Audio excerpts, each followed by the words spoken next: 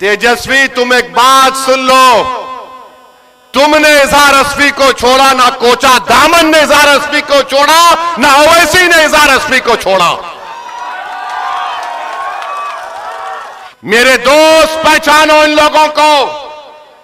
Election आता जाता रहेगा, मगर याद रखो, अगर तुम सांप को दूध पिलाओगे, ये सांप इजहार अस्फी को डस चुका है, कहीं ये कोचा दामन और सीमांचल की जनता को ना डसे। फैसला तुमको करना है, फैसला आपको करना है। कि कल रात में मैंने जनाब इजहार अस्फी साहब से जाकर उन पे घर के मुलाकात की, और एक दिन पहले हमारे गुड्डू भाई साहब, बादशाह बाबू जिसको कहते हैं, उनसे मेरी मुलाकात हुई। तो मैंने बड़ी बेतकल्लुफ़ी के साथ उनसे कहा, बादशाह बाबू, मुलाकात तो हो गई, घर में खाना कब खिलाओगे? तो उन्होंने कहा कि आप कब आना चाहते? मैंने कहा कल आऊँगा मैं। और कल रात में जाकर इजहार अस्फी साहब से मेरी मुलाकात हुई। मैं उनको अपने गले से लगाया, उन्होंने मुझे अपने सीने से लगाया। हम दो भाई आपस में मिल लिए। मुझे उनसे कुछ शिकायत करना था, मैंने उनके सामने शिकायत कर दी। और फिर मैंने उनसे कहा कि इजहार अस्फी साहब, मेरा दिल हमेशा साफ था और साफ ही रहेगा। मुझे शिकायत जो करना था मैंने आपसे कर ली, मगर मैंने उनको जो कहा आपसे भी कह रहा हूं, मेरे भाई, जो जालिम होता है वो जुल्म करता है, और जुल्म करने के तरीके, कोई मारता है, कोई पीटता है। और जालिम कभी ये भी करता है कि जब उसको दिखता है कि अवाम में उसके खिलाफ एक तूफान उमड़ रहा है, और जब जालिम को नजर आ गया कि सीमांचल की जनता अब अपने तौर पर नेता बनने जा रही है, सीमांचल की जनता मजलिस के परचम को उठा ली है, और सीमांचल की जनता ने अपने वोट से अपने नुमाइंदे को कामयाब कर लिया, तो पटना में बैठने वाले जालिम, जिसमें राजद के भी लोग हैं, बीजेपी के भी हैं, आरएसएस के भी लोग हैं, जो कभी नहीं चाहते हैं कि सीमांचल की जनता खुद अपने मुकद्दर के फैसले करे। वो यही चाहते हैं कि सीमांचल की जनता गरीबी और कस्मपुरसी के आलम में अपनी जिंदगी गुजारे। वो कभी नहीं चाहते कि सीमांचल के बच्चों के लिए स्कूल का इंतजाम हो जाए, कॉलेजेस का इंतजाम हो जाए। वो कभी नहीं चाहते कि नदी के कटाव का काम हो जाए। वो कभी नहीं चाहेंगे कि सीमांचल से इंसाफ मिलना शुरू हो जाए। इसीलिए उन जालिम ताकतों ने, जहनों ने मजलिस इत्तेहादुल मुस्लिमीन के 4 एमएलएस को मजलिस से तोड़ा। और सबसे बड़ा इसमें मुजरिम तेजस्वी यादव और आरएसएस के बाद अगर कोई है तो जोकी हार्ट का वो शाहनवाज है।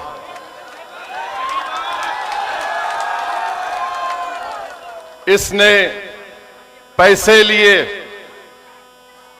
और बदनाम किया इजहार अस्फी साहब को। ये मिनिस्टर बन गया और बदनाम किया सीमांचल की जनता को। मैं इजहार अस्फी साहब से भी मेरी बात हुई, मगर आपको मालूम कि क्यों तेजस्वी यादव ने शाहनवाज को टिकट दिया और इजहार अस्फी साहब को क्यों नहीं दिया, रुकनुद्दीन को क्यों नहीं दिया, अंजर नईमी को क्यों नहीं दिया, और यहां से ऐसे आदमी को टिकट दिया जो बीजेपी के साथ था, जो बीजेपी के साथ था। सुनो, जो बीजेपी के साथ उस वक्त था जब CAA का कानून बनाया गया, जिसमें मजहब के नाम पर कानून मोदी ने बनाया, तो ये मास्टर मौजूद, ट्रिपल तलाक का गलत कानून शरीयत के खिलाफ बनाया गया। ये मौजूद बुलडोजर चला, लोग के घर तोड़े गए, पूरे भारत में नफरत की फिजा पैदा कर दी गई। तब भी मास्टर मौजूद जेडीयू में बीजेपी के साथ। तो क्यों दिया मास्टर को यहां पर और क्यों दिया शाहनवाज को जो कि हाट में, और इन तीनों को क्यों नहीं दिया? मैं बताता हूं, सुनो। क्योंकि तेजस्वी ने देखा कि इजहार असफी में जहर नहीं है, इजहार असफी में जहर नहीं है। तो तेजस्वी ने महसूस किया कि ज्यादा जहर सबसे ज्यादा अगर किसी में है तो उस शख्स में है जो बीजेपी के साथ था। समझा आपने? जिसके पास ज्यादा जहर था तो जहरीले को टिकट दिया, और जिसके पास कोई जहर नहीं था उसको धोखा देकर खंजर मार दिया। शाहनवाज के पास बहुत जहर था तो कहा तू मेरा जानशीन है, तू मेरे साथ रहेगा। यानी इबलीस भी यही देखता है। इबलीस किसको चुनता अपना एजेंट? जो निफाक पैदा करता है, जो इत्तेहाद को तोड़ता है। तो इसीलिए यहां से मास्टर को दिया, वहां से शाहनवाज को दिया, और इजहार असफी को जाना कि नहीं, ये इसके दिल में आज भी मजलिस से मोहब्बत है। ये सीमांचल का तड़प लेकर जीता है। ये कोचा दामन में दलालों को हुकूमत करने नहीं दिया। ये मजलिस को छोड़ा, मगर इजहार असफी ने कोचा दामन में दलालों की हुकूमत को बंद कर दिया, दलालों को भगा दिया। तो तेजस्वी ने सोचा कि अब कोचा दामन से मोदी के चेले को लाकर टिकट दिया जाएगा, ताकि मोदी का भी काम हो और फिर दलालों का राज दोबारा कोचा दामन में आ जाए। बचाओ, बताओ कोचा दामन की जनता, बताओ बिलासपुर की जनता, तुम दलालों को साथ दोगे या तुम एक साफ सुथरे नौजवान का साथ दोगे? आपको फैसला करना है। आप दलालों का साथ तो नहीं देंगे ना? अगर नहीं देंगे तो फिर याद रखो, पूरी ताकत के साथ आपको 11 तारीख के दिन अपना वोट डालना पड़ेगा। आप जहर को खत्म करोगे या जहर का इजाफा करोगे? आप जो जिंदगी मोदी के साथ गुजार दिया बीजेपी में, उसका साथ दोगे? किसका साथ दोगे आप बताओ? गुड्डू बाबू खड़े हुए हैं, इनका वीडियो देखा मैं, ये अपने परिवार के साथ रो रहे थे। देखकर मैं भी जज्बाती हो गया कि तेजस्वी को जरूरत थी इजहार असफी की इस्तेमाल करके खंजर मारकर छोड़ दिया। मैं फोन करके इजहार असफी साहब गुड्डू बाबू से मिला और इजहार असफी साहब के घर जाकर उनसे मुलाकात किया। तेजस्वी, तुम एक बात सुन लो, तुमने इजहार असफी को छोड़ा, ना कोचा दामन ने इजहार असफी को छोड़ा, ना ओवैसी ने इजहार असफी को छोड़ा। हमेशा हम इजहार असफी का साथ देंगे। कल जब घर से निकल रहा था तो मैंने कहा, हाजी साहब अब तुमको कहीं जाने नहीं दूंगा मैं, अब तुमको मेरे साथ रखूंगा हाजी साहब, और अगर मैं दुनिया से जाऊंगा हाजी साहब तो तुम्हारे कंधे पर तुम मेरा जनाजा लेकर जाना। अब यहां से कोई रास्ता नहीं हाजी साहब। तो इजहार असफी साहब ने कहा कि बिल्कुल सही है, हमको धोखा दिया और हमको इस्तेमाल किया।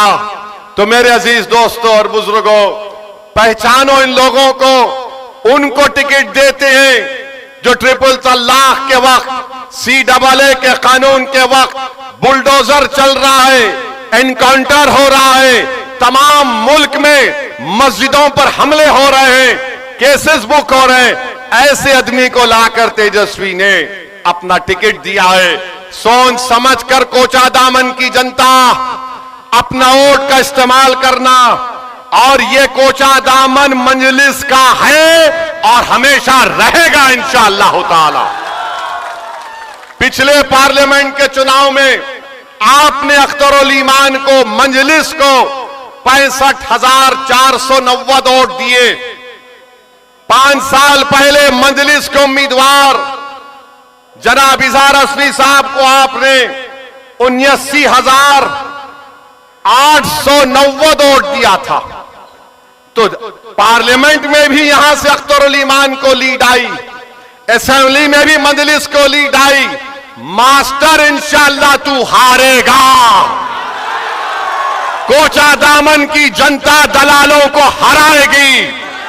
कोचा दामन की जनता रुश्वत लेने वालों को कभी माफ और कबूल नहीं करेगी। और दूसरी बात, तेजस्वी यादव ने आज मीडिया को इंटरव्यू देते हुए कहा कि असदुद्दीन ओवैसी से मीडिया के लोगों ने पूछा, एक मोहतरमा ने पूछा कि आप ओवैसी से क्यों इत्तेहाद नहीं किए, तो तेजस्वी ने कहा कि ओवैसी, क्या कहा उसने, ओवैसी एक्सट्रीमिस्ट है, चरमपंथी है, इंतहा पसंद है, दहशतगर्द है। आप बताइए हमको, हम तेजस्वी को बोलेंगे बाबू एक्सट्रीमिस्ट को तुम जरा अंग्रेजी में लिख के बता दो।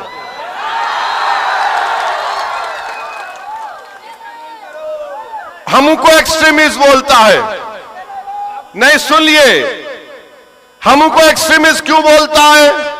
इसलिए बोलता है कि मेरे चेहरे पे दाढ़ी है, सर पे टोपी है, मैं नमाजी हूं, मैं अल्लाह की इबादत करने वाला हूं, मैं किसी के आगे सर नहीं झुकाता सिवाय जमीन व आसमान के खालिक के, मैं किसी को मानता नहीं सिवाय अपने रब के, मेरी बीवी हिजाब करती है, मेरी बेटियां करती हैं, वो तमाम के तमाम कुरान की तिलावत करती हैं, मैं अपने मजहब पर फख्र से चलता हूं। तो ये बोलता है ये एक्सट्रीमिस्ट है। अगर ये एक्सट्रीमिस्ट है तो तेजस्वी सुन ले, कान को साफ करके सुन ले, मैं और मेरी औलाद सुबह क़यामत तक रहेगी तो हमेशा हम अल्लाह की इबादत करते थे, करते रहेंगे। हम कुरान को अल्लाह का कलाम मानते थे, मानते रहेंगे। हम रसूल अल्लाह सल्लल्लाहु अलैहि वसल्लम पर, उनकी अजमत पर अपना सब कुछ कुर्बान करते आए और करते रहेंगे। अगर रसूल अल्लाह सल्लल्लाहु अलैहि वसल्लम का उम्मती होना एक्सट्रीमिस्ट है तो सुन तेजस्वी, मुझे फख्र है कि मैं आका का उम्मती हूं, मुझे फख्र है। और बोलता है एक्सट्रीमिस्ट है, तो बताओ ये तमाम कोचा दामन सीमांचल के लोग जो लुंगी और सर पे टोपी पहनकर, ये गले में डालकर खेतों में काम करते हैं और नमाज का वक्त होता है तो हमारी बहनें, हमारी माएं सब अल्लाह के आगे सर्वसजूद हो जाती हैं। क्या ये तमाम चरमपंथी हैं तेजस्वी? तुमने किसको बोला चरमपंथी? बताओ मेरे अजीज दोस्तों और बुजुर्गों, तेजस्वी की नजर में चरमपंथी वो नहीं है। शेरघाटी विधानसभा से इसने टिकट दिया, एक दुर्गा वाहिनी आरएसएस की तंजीम के एक मोहतरमा को टिकट दिया, वो एक्सट्रीमिज्म नहीं है। राबड़ी देवी से इन्होंने अवार्ड दिलवाया एक शख्स को जिसका नाम कामेश्वर यादव है। कामेश्वर यादव वो है नौजवानों, आज से 35 साल पहले भागलपुर में फसाद हुआ था, जहां पर तुम्हारे बुजुर्गों को काट कर खेतों में डाल दिया गया था और उनकी लाशों को दफनाया भी नहीं गया था, तो उनकी लाशों के ऊपर फूल गोभी उग गई थी। जो आरोपी है कामेश्वर यादव को तुमने अवार्ड दिया। बताओ, मैं एक्सट्रीमिस्ट हूं, मैं चरमपंथी हूं, मैं दहशतगर्द हूं? और फिर मेरे अजीज दोस्तों और बुजुर्गों, आपको याद होगा 2023 में रेलवे पुलिस ने ट्रेन में एक कांस्टेबल ने 3 लोगों को नाम पूछकर गोली मार दी। एक मधुबनी के असगर अब्बास अली साहब थे। तेजस्वी, तुम्हारा एक बयान बताओ, असगर अली अब्बास की मौत जो एक रेलवे के पुलिस कांस्टेबल ने नाम पूछकर मारी थी, मरने वाले में असगर अली अब्बास अली मधुबनी का था, मरने वाले में हैदराबाद का था। तुम मुझे चरमपंथी और दहशतगर्द कहते हो तेजस्वी, हमने क्या किया मरने वाले के लिए? माजिद हुसैन एमएलए के हल्के का वो बेचारा मजलूम था, उसकी लाश को हैदराबाद मंगवाया। हमारे कॉरपोरेटर बंबई जाकर उसकी लाश को हैदराबाद लाए। हमने सरकार से उस मरने वाले के लिए पैसे दिलवाए, उसकी बेवा के लिए 35 लाख का गवर्नमेंट का एक फ्लैट दिलवाया। अरे तेजस्वी, तुम मरने वाले अब्बास अली मधुबनी के ताल्लुक से तुम एक लफ्ज नहीं बोलते और बोलते ओवैसी एक्सट्रीमिस्ट चरमपंथी आतंकवादी है। याद रखो, तुम्हारे इस तरह के बयानबाजियों से कई लोग, मुसलमान बच्चे जेलों में आज सड़ रहे हैं। सुनो, कोचा दामन और सीमांचल और बिहार की जनता जो 14% रहकर वजीर आला बनना चाहता है, यह उसकी सोच है कि जिसके सर पे टोपी और दाढ़ी है उसको चरमपंथी कहता है, आतंकवादी कहता है। बताओ इस तेजस्वी में और मोदी में अब क्या फर्क बाकी रहा? बताओ क्या फर्क बाकी रहा? ये सबको बोलेगा जिसके चेहरे पे दाढ़ी देखेगा, जिसके चेहरे पे टोपी देखेगा, कुर्ता पैजामा देखेगा, बोलेगा ये चरमपंथी है। मेरे दोस्त, पहचानो इन लोगों को। इलेक्शन आता जाता रहेगा, मगर याद रखो, अगर तुम सांप को दूध पिलाओगे, ये सांप इजहार असवी को डस चुका है, कहीं ये कोचा दामन और सीमांचल की जनता को ना डसे। फैसला तुमको करना है, फैसला आपको करना है।